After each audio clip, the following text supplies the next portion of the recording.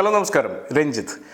പലപ്പോഴും നമ്മളുടെ ഓർഗനൈസേഷനുകളെ എഫക്റ്റീവ് ആക്കുന്നത് വളരെ പ്രോപ്പറായിട്ടുള്ള കസ്റ്റമർ റിലേഷൻസാണ്. കസ്റ്റമർ റിലേഷൻസ് ഇനിയുള്ള കാലത്ത് പ്രോപ്പർ ആകണമെങ്കിൽ തീർച്ചയായും ഏതെങ്കിലും ഒരു ടൂളൊക്കെ ഉപയോഗിച്ച് തീരും. അതായത് കസ്റ്റമർ റിലേഷൻസ് മാനേജ്മെൻറ്റ് സോഫ്റ്റ്വെയറുകൾ. ഇപ്പോൾ സാസ് മോഡലിലാണ് മിക്കവാറും CRMകളൊക്കെ വർക്ക് ചെയ്യുന്നത്. പക്ഷെ പലതരത്തിലുള്ള CRMകൾ ഇന്ന് മാർക്കറ്റിൽ അവൈലബിൾ ആണ്. സോഹോവിനുണ്ട്, ഹബ്സ്പോട്ടിനുണ്ട്. അങ്ങനെ ഞാൻ പെട്ടെന്ന് ഒന്ന് രണ്ടെണ്ണം പറഞ്ഞതേ ഉള്ളൂ. Number of ബ്രാൻഡുകളുണ്ട്.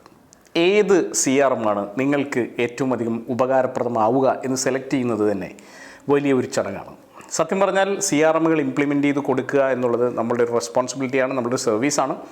നമ്മളത് മനോഹരമായി ചെയ്യാറുണ്ട്. നിങ്ങളുടെ നീഡിനെ കൃത്യമായി അനലൈസ് ചെയ്ത് നിങ്ങൾക്ക് പറ്റുന്ന CRM ഏതാണ് എന്നുള്ളത് കൃത്യമായി കണക്ട് ചെയ്ത് അത് ഇംപ്ലിമെൻറ്റ് ചെയ്ത് തരിക എന്നുള്ളത് ബ്രഹ്മയുടെ ഒരു സർവീസാണ്. അപ്പോൾ ബ്രഹ്മ അങ്ങനെ CRMകൾ സെലക്ട് ചെയ്യുന്ന സമയത്ത് 10 പ്രധാനപ്പെട്ട ഫാക്ടേഴ്സാണ് നിങ്ങൾക്ക് അത് അനുയോജ്യമാണോ എന്ന് ഉറപ്പാക്കാൻ വേണ്ടി ചെക്ക് ചെയ്യാറുള്ളത്. ആ ഫാക്ടേഴ്സാണ് ഞാൻ നിങ്ങളുടെ അടുത്ത് ഇന്ന് റിവീൽ ചെയ്യാൻ പോകുന്നത്.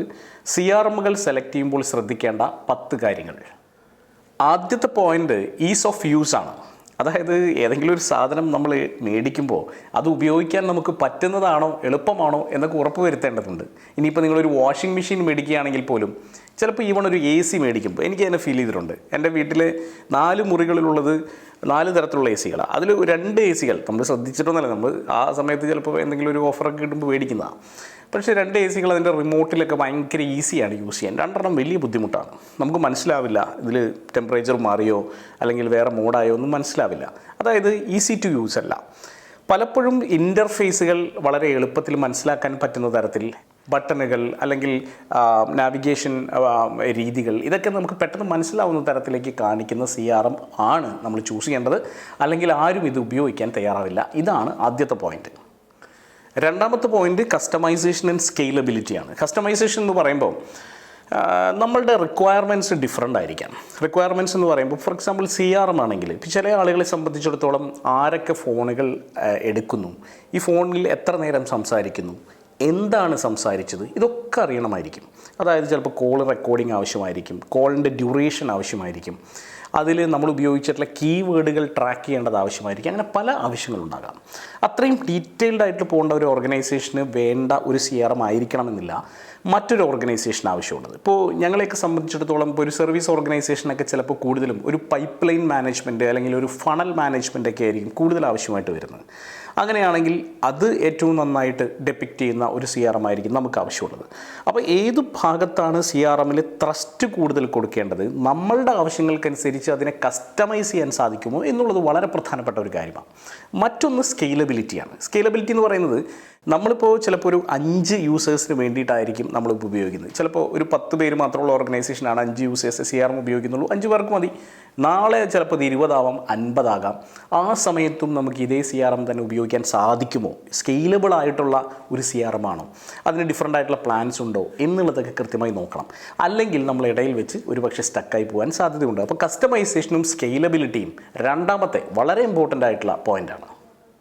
മറ്റൊന്ന് ഇൻറ്റഗ്രേഷൻ ക്യാപ്പബിലിറ്റീസാണ്. ഇൻറ്റഗ്രേഷൻ എന്ന് പറയുന്നത് പലതരത്തിലുള്ള ടൂളുകളുണ്ട്. CRM മാത്രമല്ല, ERP ഉണ്ടാവും, പ്രൊജക്റ്റ് മാനേജ്മെൻറ്റ് ടൂളുകൾ ഉണ്ടാവും, മാർക്കറ്റിംഗ് ഓട്ടോമേഷൻ ടൂളുകൾ ഉണ്ടാവും, വാട്സപ്പ് പോലുള്ള മറ്റുള്ള തേർഡ് പാർട്ടി ആപ്ലിക്കേഷൻസ് ഉണ്ടാവും. ഇതൊക്കെയായിട്ട് നമ്മളുടെ ഈ ഒരു CRMനെ ഇൻറ്റഗ്രേറ്റ് ചെയ്യാൻ സാധിക്കുമോ? വളരെ പ്രധാനമാണ്. കാരണം ഇതിനെ ഇപ്പോൾ വാട്സാപ്പായിട്ട് ഇൻറ്റഗ്രേറ്റ് ചെയ്യാൻ പറ്റുന്നില്ലെങ്കിൽ ആക്ച്വലി നമ്മളുടെ ഒരു ആം കംപ്ലീറ്റ് ആയിട്ട് നിശ്ചലമായി പോകും. അപ്പോൾ പലപ്പോഴും തേർഡ് പാർട്ടി ആപ്ലിക്കേഷൻസുമായിട്ട് ഇൻറ്റഗ്രേറ്റ് ചെയ്യാനും മറ്റുള്ള നമ്മുടെ പ്രൊജക്റ്റ് മാനേജ്മെൻറ്റുമായിട്ടൊക്കെ കണക്ട് ചെയ്യാനും ഒക്കെ പറ്റിക്കഴിഞ്ഞാലാണ് ഇൻറ്റഗ്രേറ്റഡ് ആയിട്ടുള്ള ഒരു ഇൻഫോർമേഷൻ നമുക്ക് കിട്ടാൻ സാധിക്കുക. അപ്പോൾ അതുകൊണ്ട് തന്നെ ഒന്നുറപ്പിക്കുക, മറ്റുള്ള ആപ്പുകളുമായിട്ടും പ്ലാറ്റ്ഫോമുകളുമായിട്ടുമൊക്കെ ഇൻറ്റഗ്രേറ്റ് ചെയ്യാൻ കൂടി പറ്റുന്നതാണ് നിങ്ങളുടെ CRM എന്നുള്ളത് ഉറപ്പിക്കേണ്ടതുണ്ട്. അടുത്ത പോയിൻ്റ് മൊബൈൽ ആക്സസിബിലിറ്റിയും മൊബൈൽ കോമ്പാറ്റബിലിറ്റിയുമാണ്. ഞാൻ പലപ്പോഴും കണ്ടിട്ടുള്ള ഒരു പ്രശ്നം, എനിക്ക് തോന്നുന്നു ഏകദേശം ഒരു 10-25ഓളം CRMകളുമായി ഞാൻ ഇൻട്രാക്ട് ചെയ്തിട്ടുണ്ട്, പ്ലാറ്റ്ഫോമുകൾ ഉപയോഗിച്ച് നോക്കിയിട്ടുണ്ട്. ഇതിൽ ചിലതിൻ്റെയൊക്കെ മൊബൈൽ വേർഷൻ, മൊബൈൽ കോമ്പാറ്റബിലിറ്റി അത്ര സുഖകരമായി തോന്നിയിട്ടില്ല. ഡെസ്ക്ടോപ്പിലുള്ള പല ഫീച്ചറുകളും മൊബൈലിലുണ്ടാവില്ല. അപ്പോൾ നിങ്ങൾ എവിടെയാണിത് കൂടുതൽ ഉപയോഗിക്കുന്നത് എന്നുള്ളത് വളരെ പ്രധാനപ്പെട്ട സംഗതിയാണ്. നിങ്ങളെല്ലാവരും ഇത് മൊബൈലിലാണ് ഉപയോഗിക്കുന്നതെങ്കിൽ ചില CRMകൾക്ക് മൊബൈലിൽ പല ഫീച്ചറുകളുമില്ല. അതേസമയം നിങ്ങൾ ഡെസ്ക്ടോപ്പിലാണ് ഉപയോഗിക്കുന്നതെങ്കിൽ ചിലപ്പോൾ ഉണ്ടാവാം. അപ്പം ഡെസ്ക്ടോപ്പിലും മൊബൈലിലും ഒരുപോലെ കോമ്പാറ്റബിൾ ആണോ, നിങ്ങൾ ഉപയോഗിക്കുന്ന ഡിവൈസ് ഏതാണ്, അതിനനുസരിച്ച് വേണം CRM തിരഞ്ഞെടുക്കാൻ. അതുപോലെ തന്നെ ഓട്ടോമേഷനും വർക്ക് ഫ്ലോ ഫീച്ചേഴ്സുമാണ്. ഓട്ടോമേഷൻ വളരെ പ്രധാനമാണെന്ന് പറയാൻ കാരണം പല കാര്യങ്ങളും ചിലപ്പോൾ നമുക്ക് ഓട്ടോമേറ്റ് ചെയ്ത് വെക്കേണ്ടി വരും.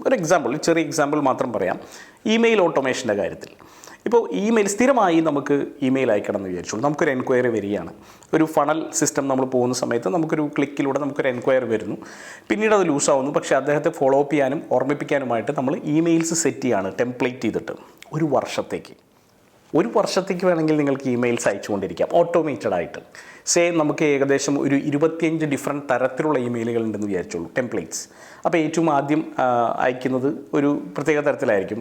നിങ്ങളിങ്ങനെ ഒരു എൻക്വയറി വന്നല്ലോ, നിങ്ങളുടെ അടുത്ത് ഞങ്ങളെ ഇൻട്രൊഡ്യൂസ് ചെയ്യാൻ താല്പര്യമുണ്ട്, ഇന്ന സർവീസസ് ആണ് നമ്മൾ പ്രൊവൈഡ് ചെയ്യുന്നത്, നിങ്ങൾക്ക് താല്പര്യമുണ്ടോ, ഉണ്ടെങ്കിൽ ഇതിൽ ക്ലിക്ക് ചെയ്യാം.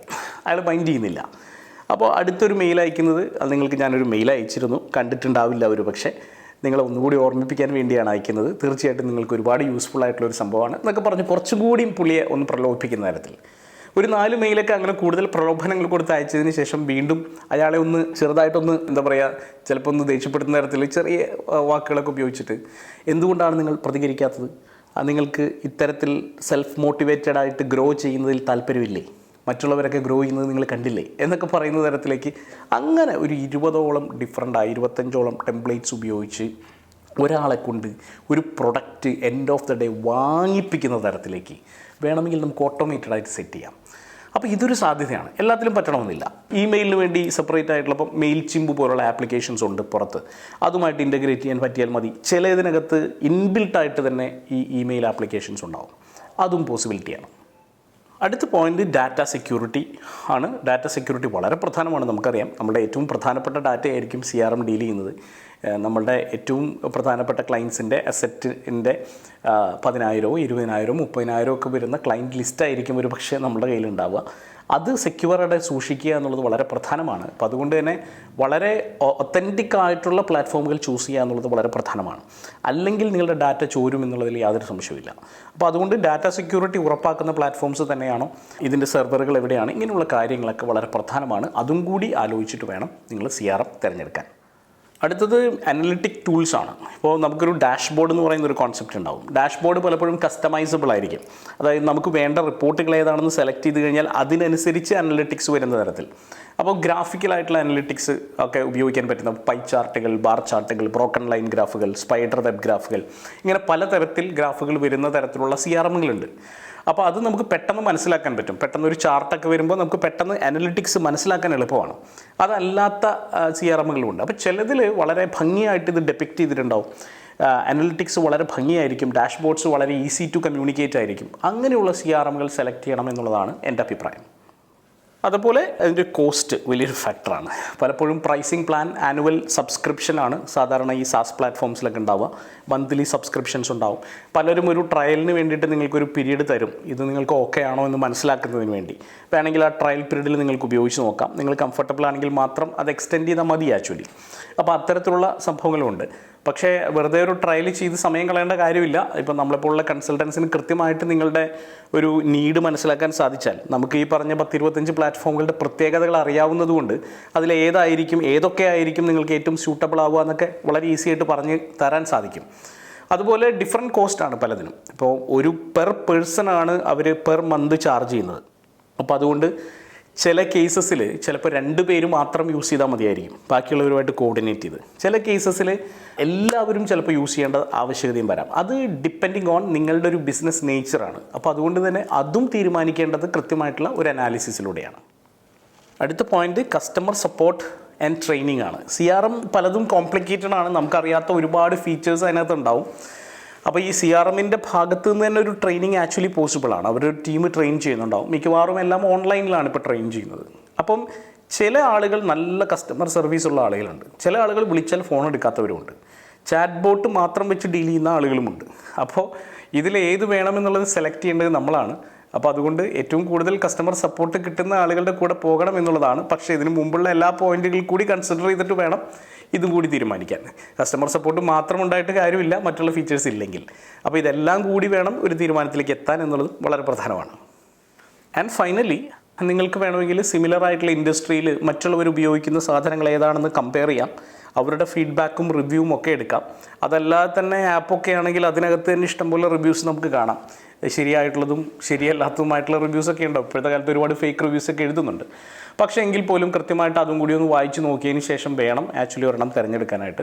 പക്ഷേ നമ്മളെപ്പോലുള്ളൊരു കൺസൾട്ടൻറ്റിന് കുറച്ചും കൂടിയും കൃത്യമായിട്ട് നിങ്ങളുടെ നീഡ് അനലൈസ് ചെയ്തുകൊണ്ട് ഏതായിരിക്കും കൃത്യമായ CRM എന്ന് നോക്കി മനസ്സിലാക്കിക്കൊണ്ട് ആ CRMുമായിട്ട് കോർഡിനേറ്റ് ചെയ്ത് നിങ്ങളുടെ ടീമിന് ട്രെയിനിങ് കൊടുത്ത് അവരെ ഫോളോ അപ്പ് ചെയ്ത് അതിനൊരു ട്രാക്കിലേക്ക് ആക്കിയെടുക്കുന്ന ഒരു മെക്കാനിസമാണ് പലപ്പോഴും നമ്മൾ ചെയ്യുന്നത്.